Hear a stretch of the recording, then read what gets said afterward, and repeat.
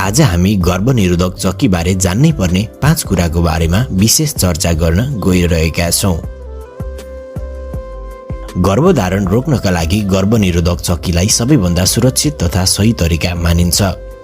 तर यसको प्रयोगको विषयमा पनि एउटा चिन्ता कायमै रहने गरेको छ। यस्तो गर्भनिरोधक चक्कीको साइड इफेक्ट बढी हुने र त्यसले महिलाको प्रजनन क्षमतामै असर पार्ने खालका धारणा तथा अनुभव समेत रहेका छन्। तर कतिपय धारणाहरू गलत रहने गरेका छन्। गर्भनिरोधक औषधिका विषयमा जान्नै पर्ने केही तथ्यहरू यस्ता छन्। कोही महिलाले डाक्टरको सल्लाह बिनै गर्भनिरोधक चक्की खान सक्छन्। केही हदसम्म यो सत्य हो। जो महिलाहरूमा स्वास्थ्य सम्बन्धी कुनै पनि समस्या छैन उनीहरूले डाक्टरको सल्लाह बिनै पनि गर्भनिरोधक चक्कीको सेवन गर्न सक्छन्। तर जुन महिलामा सुगर, हाइपरटेन्सन तथा थाइराइड जस्ता समस्या छन् उनीहरूले यस्ता औषधि सेवन गर्नुअघि डाक्टरसँग अनिवार्य रूपमा परामर्श लिनुपर्छ। त्यस्तै जो महिलामा कलेजो तथा रगत सम्बन्धी समस्या छ उनीहरूले पनि डाक्टरको सल्लाह बिना गर्भनिरोधक औषधि सेवन गर्नु हुँदैन। साथै पहिलेदेखि नै कुनै रोगको औषधि सेवन गरिरहेकी महिलाले समेत डाक्टरको परामर्श लिएर मात्र गर्भनिरोधक औषधि सेवन गर्नु पर्दछ। गर्भनिरोधक चक्कीले महिलाको वजन बढ्छ कि घट्छ? अधिकांश गर्भनिरोधक चक्कीमा इस्ट्रोजन तथा प्रोजेस्टेरोन हर्मोनको मिश्रण हुन्छ। इस्ट्रोजनको धेरै मात्राको सेवनले शरीरमा पानी एकीकृत हुन्छ र शरीर फुल्लिन्छ, जसका कारण जीवको वजन बढ्दछ।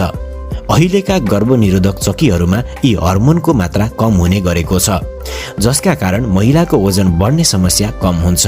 तर जो महिलामा पाचन तथा मोटोपना सम्बन्धी समस्या छ उनीहरूमा गर्भनिरोधक चक्कीले साइड इफेक्ट पार्न सक्छ।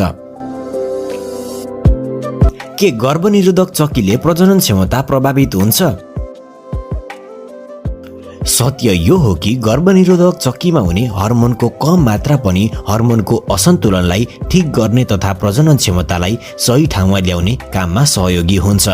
यदि तपाईले बच्चा जन्माउन चाहनु भएको छ भने गर्भधारणका लागि चक्की सेवन बन्द गरेको 2 देखि 3 महिनासम्म पर्खनुहोस्। केही महिलालाई यसमा झन्डै 6 महिनासम्म पनि पर्खनु पर्ने हुन सक्छ। त्यसकारण धैर्य राख्नुपर्छ। गर्भनिरोधक चक्कीले गर्भधारणलाई केही समय ढिलो पार्न सक्छ। धेरै समयसम्म गर्भनिरोधक चक्कीको सेवनले के साइड इफेक्ट हुन्छ?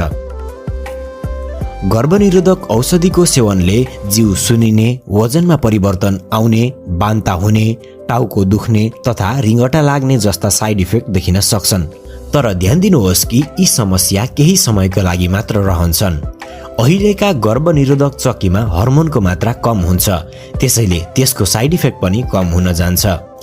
सामान्य रूपमा यस्ता चक्की सेवन गरेको 3 महिनासम्म यस्ता साइड इफेक्ट रहन्छन्।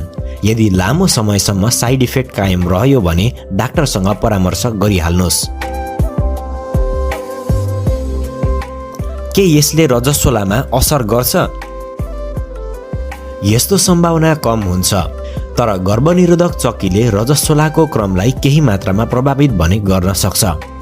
अर्कोतर्फ यसले हर्मोन असन्तुलनलाई ठिक गर्ने हुनाले पहिलेको असन्तुलित हुने रजस्वला चक्रलाई सन्तुलित गराउन पनि भूमिका खेल्दछ।